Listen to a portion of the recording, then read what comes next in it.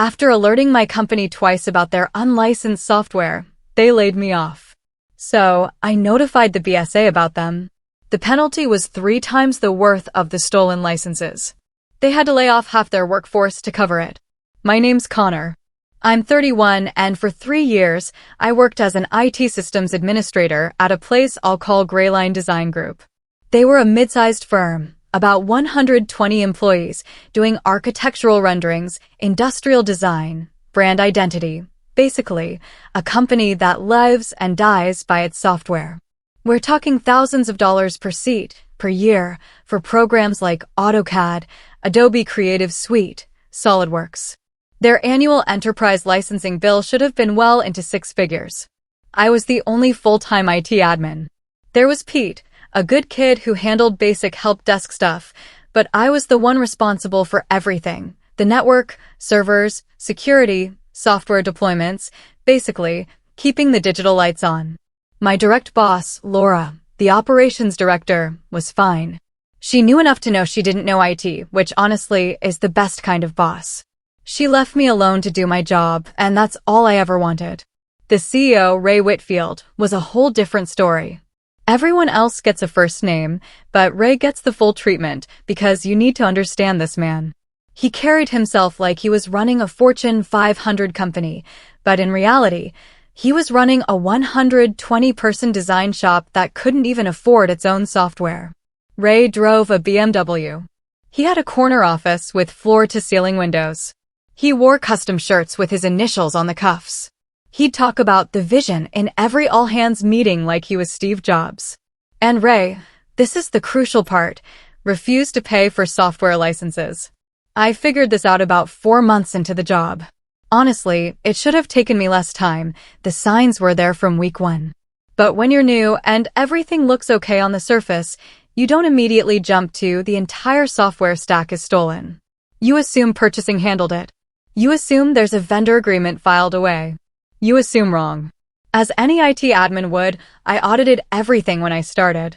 Network, hardware, software. I needed to know what I was working with. And pretty quickly, things stopped adding up.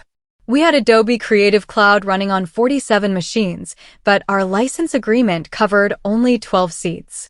AutoCAD was on 23 workstations, all tied to a single educational license key.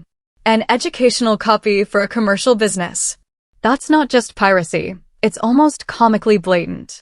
Microsoft Office was on every machine, using a single volume license key that, when I checked it, wasn't recognized by Microsoft's portal.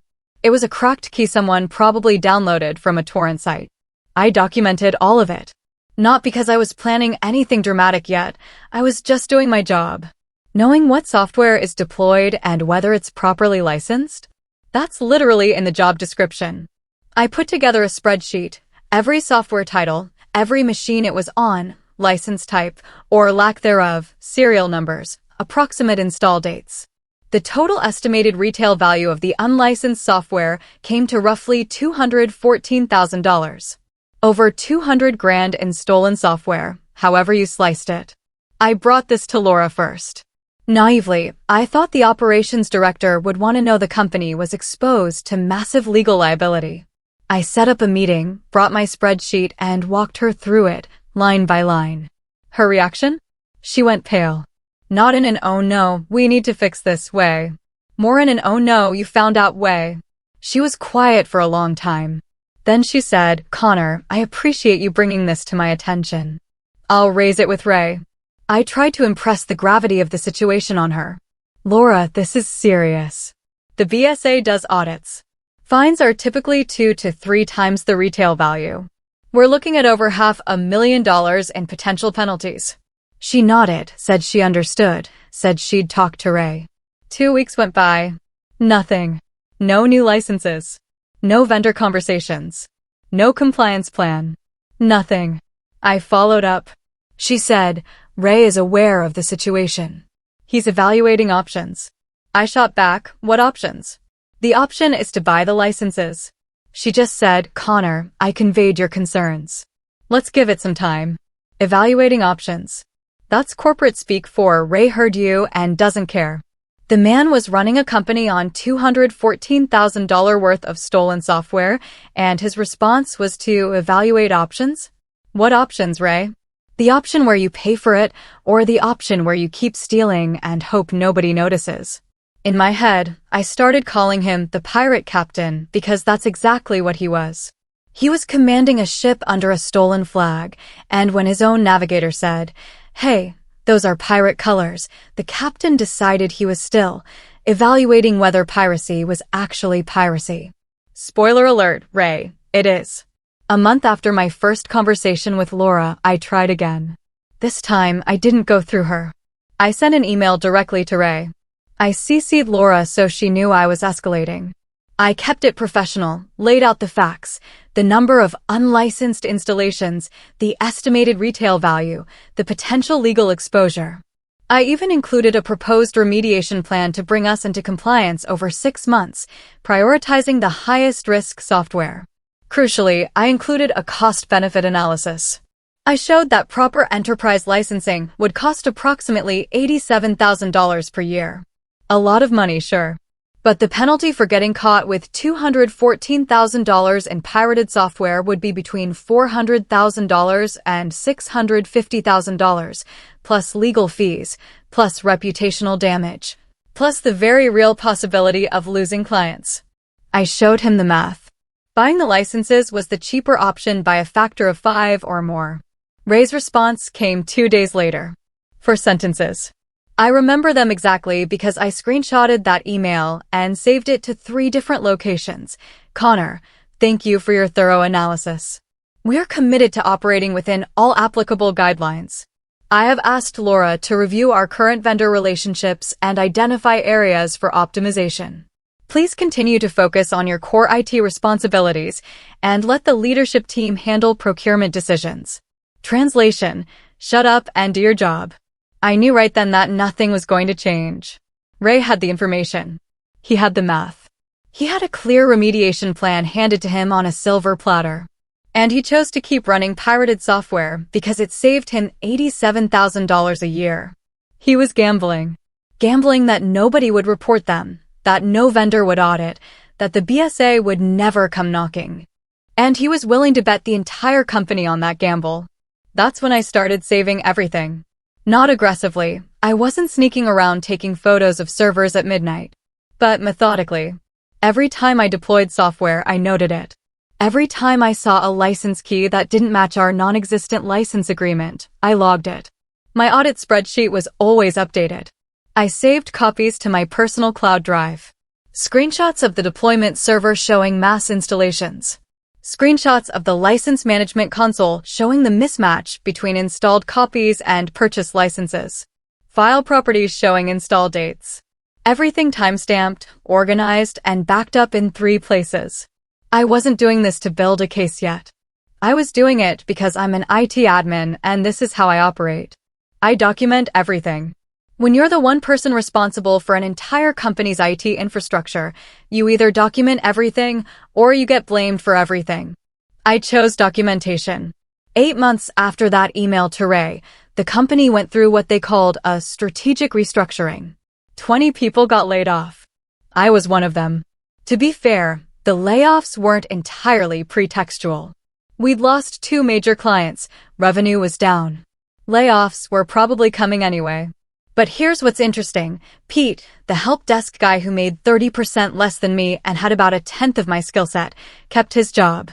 They let go of the experienced IT systems administrator who knew every system in the building and kept the junior help desk guy who once asked me what a subnet was. The official explanation was consolidating IT functions, and Pete could handle the reduced workload. What actually happened? Ray wanted to save my salary and get rid of the guy who kept pestering him about software licenses. I know this because Laura told me. Not directly. She wasn't that careless, but during my exit interview, which Laura conducted because HR was also being laid off, she said something I'll never forget. "Connor, for what it's worth, I fought for you." But Ray felt the IT department needed someone who was more aligned with the company's operational philosophy. More aligned. That's how she said it. more aligned with the philosophy of running a 120-person company on stolen software. Got it. My severance was 4 weeks of pay standard. I signed the paperwork, turned in my badge, and walked out. Pete was at his desk. He looked at me, like he wanted to say something but didn't know what. I nodded. He nodded back. That was our goodbye. Not much, but enough. I was calm. Genuinely calm. Not the fake calm of someone planning something, but the real calm of someone who's already made a decision and is at peace with it. My girlfriend asked me that night how I could be so composed about getting laid off. I told her it was because I wasn't done yet. She asked what that meant. I just said, "You'll see." I went home, had some lunch, watched a show. Then I sat down at my computer and opened my audit spreadsheet. The Business Software Alliance, the BSA, is an industry group representing major software companies like Microsoft, Adobe, Autodesk. They have a reporting mechanism for software piracy. You can file a report online. They investigate. If it's substantiated, they take action, from cease and desist letters to full-blown legal enforcement. They even offer rewards in some cases, though that wasn't my primary motivation. I spent 2 days preparing my report. Not because I was second-guessing myself. I'd already made the decision, but because I wanted it to be airtight. I organized my documentation into a single package, the audit spreadsheet, updated as of my last day. Screenshots of the deployment server. Screenshots of the license management console. Photographs of individual workstation properties showing the pirated software versions. A list of every serial number and license key in use. A timeline of installations. And copies of both my email to Ray and Laura's verbal acknowledgement that the issue had been raised. I filed the report on a Tuesday evening. Everything, every screenshot, every serial number, every date. I explained I'd been the company's IT systems administrator for 3 years, identified the licensing issues during a routine audit, reported them to both my direct supervisor and the CEO. Both reports had been acknowledged, but no corrective action was taken, and I was subsequently laid off. Then I closed my laptop and went for a walk. I didn't feel victorious. I didn't feel vindictive. I felt tired mostly, and a little sad. Because despite everything, I'd liked a lot of the people at that company. The designers were talented. The architects did good work. Pete was a decent kid, even if he didn't know what a subnet was. I didn't want any of them to get hurt. But the company, meaning Ray, had made a choice. He chose piracy over compliance. He chose to ignore the warnings. And then he chose to fire the person who gave them. Every one of those decisions was his. The consequences would be too. Just to be clear, I hadn't just handed the BSA some vague tip. This wasn't, "Hey, I think my old company might have some pirated software, maybe check it out." This was a forensic-grade evidence package, assembled by the one person in the entire company who had full access to every system, every license key, every installation record. It's like if you fired your own accountant, and then the IRS showed up 2 weeks later with your complete financial records, organized in color-coded binders. The pirate captain didn't just ignore the warnings, he fired the guy holding the receipts. And the guy holding the receipts had made copies. 3 weeks after I filed my report, I got a call from a BSA representative. She confirmed they'd received my documentation and said it was, quote, extremely comprehensive. She asked a few clarifying questions, mostly about the company's size, industry, and if I knew of any other relevant parties. I answered honestly. She said the BSA would be conducting a formal investigation, and I might be contacted again. I heard nothing for about 6 weeks. Then I got another call. The BSA rep told me they had retained outside counsel and were preparing a legal demand to Greyline Design Group. She couldn't give me specifics about their legal strategy, but she said my documentation had been instrumental in building their case. What happened next, I pieced together from public records, a news brief in a local business journal, and frankly, a very informative conversation with Pete, who called me about a month after the BSA contacted the company. Pete was freaking out. He said a group of people in suits showed up at the office with a legal team and demanded access to every computer in the building. They brought their own forensic software, tools that scan hard drives and identify every installed application, its version, its license status, and whether it matches any known pirated distribution. They went machine by machine. It took 2 days. Pete said the atmosphere in the office during those 2 days was, and I'm quoting him here, apocalyptic. Nobody could work because the auditors needed access to the machines. Designers sat at empty desks, scrolling their phones. Architects whispered in hallways. A few people cried. Not because they knew what was coming yet, most didn't. But because there's something deeply unsettling about watching strangers in suits methodically go through every computer in your office while your boss hides behind a closed door. You don't need to understand the specifics to know that something very bad is happening. Ray was in his corner office with the door closed for most of it. Apparently on the phone with the company's lawyer, who, according to Pete, was not having a good week. Pete said Ray came out once on the first day to get coffee and looked like he'd aged 5 years in an afternoon. His monogrammed cuffs were rolled up. His tie was loose. The BMW CEO was gone. What was left was a guy who just realized the bill for 3 years of stolen software was about to come due. The results of the audit confirmed everything I'd reported, and then some. It turned out there were a few things even I had missed. A handful of machines had pirated software buried in subdirectories that didn't show up in the standard deployment console.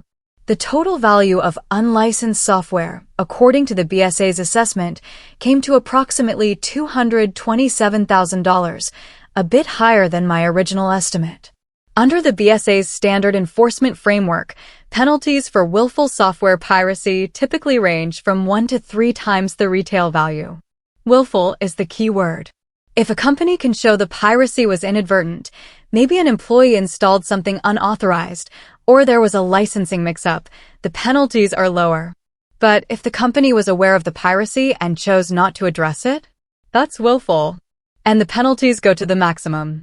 Ray's email to me, the one where I flagged the problem and he told me to mind my own business, that was part of the evidence package I submitted to the BSA. That email proved the CEO personally knew about the unlicensed software and chose to continue using it. That email turned this from a we didn't know case into a we knew and didn't care case. Willful. Maximum penalties. The fine came to $638,000. $638,000. Plus legal fees, which I was told ran into the low 6 figures on top of that. Plus the cost of actually buying legitimate licenses for all the software, which was another $90,000-ish. Total financial hit to the company? Somewhere in the neighborhood of $850,000. Let me put that in perspective. The annual licensing cost I had proposed to Ray, the remediation plan he ignored, was $87,000 per year. If he'd just said yes when I first brought it up, the company would have spent about $260,000 over 3 years on legitimate licenses. Instead, he spent nothing on licenses and $850,000 on penalties. He saved $87,000 a year in licensing fees, and it cost him nearly $1 million. That's not just bad math, that's the kind of math that ends careers. And it did end careers, just not Ray's, at least not immediately. Grayline didn't have $850,000 sitting in a bank account. They were a mid-sized design firm, not a hedge fund. To pay the fines and legal fees, the company had to take drastic action. They laid off approximately 60 people. More than half the company. Entire departments were gutted. The architecture division went from 18 people to 6. The design team went from 30-some to about 12. Support staff, admin, accounting, operations, cut to the bone. Pete got laid off in this round. He called me again. He was less freaked out this time and more resigned. He said, I guess I should have learned what a subnet was. I told him I'd give him a reference. The layoffs were devastating. I knew some of those people. I'd set up their workstations. I'd troubleshot their software problems. I'd help them recover lost files and configure their email and do all the little things that IT people do that nobody notices until they don't happen. And now they were out of a job because their CEO decided that $87,000 a year in licensing fees was too expensive. I'm not going to pretend I don't feel complicated about this. I do. Every time I think about the designers who lost their jobs, people who had nothing to do with the licensing decisions, I feel a weight in my chest. They didn't pirate the software. They just used what was put on their machines. Most of them had no idea, and they paid the price for Ray's decisions. But here's what I keep coming back to. The piracy was going to be discovered eventually. Maybe not by me. Maybe by a vendor audit. Maybe by a disgruntled former employee who wasn't as methodical as I was, but who'd noticed the same things. Maybe by the BSA itself, which conducts random audits. It was a ticking bomb. The question was never if, but when. And the longer it went on, the more software got installed, the higher the value climbed, and the bigger the eventual penalty would be. If Ray had listened to me 3 years ago, the fine would have been 0. If he'd listened to me a year ago, the fine would have been 0. He had every chance to defuse the bomb. He chose to sit on it. Ray is still the CEO, by the way, last I heard. The company survived, barely, but it's a shadow of what it was. They went from 120 employees to about 50. They lost clients, including 2 of their 3 largest accounts, who reportedly didn't want the association with a company under enforcement action for software piracy. Their reputation in the industry took a serious hit. There were articles in trade publications. A couple of design industry forums had threads about it. People in the design world talk, and when your company gets raided by the BSA, people hear about it. One of the forum threads, and I shouldn't have read it, but I did, had someone commenting, "How do you run a design firm on pirated Adobe? That's like running a restaurant with stolen food." That one stuck with me. I've moved on. I got a new position about 2 months after the layoffs. IT systems administrator at a company that, I checked on day 1, has fully legitimate, properly licensed software across the board. When I did my initial audit and found everything in order, I actually smiled. My new boss asked why. I said, "Because your licenses are all current." She looked at me funny. I said, "Long story." She said, "Must be a good one." I said, "Depends on who's telling it." Let me do some final math, because the numbers tell the story better than anything else. Annual cost of legitimate software licenses, $87,000. Total cost of ignoring the problem, approximately $850,000 in fines, legal fees, and remediation. Jobs lost to pay the penalty, 60. Ray's email telling Connor to mind his own business, for sentences that cost his company almost $1 million and 60 people their livelihoods. The pirate captain had a navigator with a detailed map of every reef and every rock. The navigator said, "We need to change course." The captain said, "Focus on your core responsibilities." And the ship hit every single reef on the map. Every single one. A few final updates. Yes, the BSA has a reward program for reports that lead to successful enforcement actions. I received a payment. I can't disclose the exact amount because of a confidentiality agreement, but it was meaningful. Not life-changing, but enough to cover several months of expenses during my job search. I'll say this. It was more than the 4 weeks of severance Greyline gave me. Did I feel guilty? I touched on this, but to be direct, yes, some guilt. Not for reporting the piracy. That was the right call, and I'd do it again. The guilt is for the people who got caught in the blast radius. The designers, the architects, the admin staff, people who showed up, did good work, and lost their jobs because their CEO was too cheap to buy software licenses. That keeps me up some nights. Honestly, I remind myself that the piracy was a ticking bomb regardless, and that Ray is the one who armed it. But knowing that intellectually and feeling it emotionally are 2 different things. Did I consider not reporting it? Briefly. The afternoon I got laid off, there was a window of maybe 30 minutes where I thought about just letting it go, moving on, finding a new job, and forgetting about Greyline. But then I thought about what would happen if the piracy continued. More software would get installed, the liability would grow, and eventually, someone else would report it, or a vendor would audit, and the penalty would be even bigger, and even more people would lose their jobs. In a weird way, I think reporting it when I did actually limited the damage. If this had gone on another 2 or 3 years, the fine could have been over $1 million. Was it legal for me to save that documentation? This is a question I've gotten. The answer is it's complicated, and I'm not a lawyer. I will say that everything I documented was part of my job responsibilities. Auditing software licenses was literally in my job description. The screenshots and records I kept were work product that I'd created in the normal course of doing my job. I didn't hack into anything. I didn't install spyware. I didn't access systems I wasn't authorized to access. I simply kept copies of my own work. My lawyer. Yes, I consulted a lawyer before filing the BSA report, reviewed everything and confirmed I was on solid ground. What happened to Ray? As of my last information, he's still the CEO. The company is much smaller now.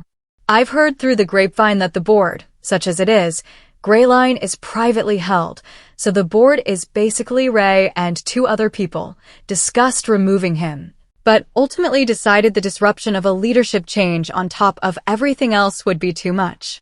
So Ray is still there, running a 50-person company that used to be 120, still driving his BMW, presumably still wearing his monogrammed shirts. I wonder if he's bought the software licenses yet. I genuinely hope so, for the sake of the 50 people who are still there. One more thing. About a month after the BSA enforcement action became public, I got a LinkedIn message from a former coworker at Grayline, a designer named Olivia, who I'd always gotten along with. She said, "Connor, was it you?" I thought about lying. I thought about saying I didn't know what she was talking about. But Olivia was smart, and she'd clearly figured it out. I was the only person in the company who had the access and knowledge to compile that kind of report. So I said yes. She was quiet for a while. Typing bubbles appeared and disappeared a few times. Then she said, "I lost my job because of this." I said, "I know. I'm sorry." She said, "But Ray was the one who chose not to buy the licenses." I said, "Yes." She said, "I'm mad at both of you, but I'm more mad at him." I said, "That's fair." She said, "If he'd just listened to you, none of this would have happened." I said, "I know." She said, "Buy me a coffee sometime and we'll call it even." I said, "I will." I haven't yet, but I will. I owe her that. Pete, for what it's worth, landed on his feet. He's doing desktop support at a hospital now. He called me last week to ask what a VL is. Some things don't change. Laura left Grayline voluntarily about 2 months after the BSA action. She took a job at a different firm. She never contacted me directly, but Pete told me, she said, and this is secondhand, so take it with a grain of salt. I should have pushed harder. Connor was right from day one. Better late than never, I guess. I don't regret what I did. I regret that it was necessary. There's a difference. If Ray had spent $87,000 a year on legitimate licenses, none of this would have happened. Nobody would have been fined. Nobody would have been laid off. I wouldn't have had to file a report. The company would still be 120 people strong, doing good work, making money, and using legal software. Ray chose a different path. I just made sure the path had consequences. So, if you're in IT and you discover your company is running pirated software, here's my advice. Document everything. Report it through proper channels first. Give management a chance to fix it. Put it in writing. Get their response in writing. If they don't fix it, you need to make a decision about how much risk you're willing to carry on behalf of people who don't care about the risk at all. I carried it for almost 3 years. That was long enough. And to any CEO reading this who thinks software licensing is an expense you can skip, it's not. It's not optional. It's not something your IT person is nagging you about because they have nothing better to do. It's a legal obligation. And the person who knows you're not meeting that obligation, they have every reason and every right to make sure you do. Don't give them a reason to go outside the company to do it. Just buy the licenses. I promise you, it's cheaper. So, that's my story. I flagged the problem twice. I put together a full remediation plan. I showed the CEO the math and his response? For dismissive sentences that basically said, "Go away." Then they fired me. And the guy they fired was the one person who had a complete forensic record of every single piece of pirated software in the building. Serial numbers, screenshots, install dates, everything. The BSA fine came to $638,000. The total cost, including legal fees and buying actual licenses, was close to $850,000. 60 people lost their jobs. All because one CEO thought $87,000 a year in software licenses was too expensive. The pirate captain sailed right into the reef that his own navigator had circled in red ink twice. Here's my question for you, and drop it in the comments below because I genuinely want to know. If you were me, Connor, would you have filed that report, or would you have just walked away and let somebody else eventually blow the whistle?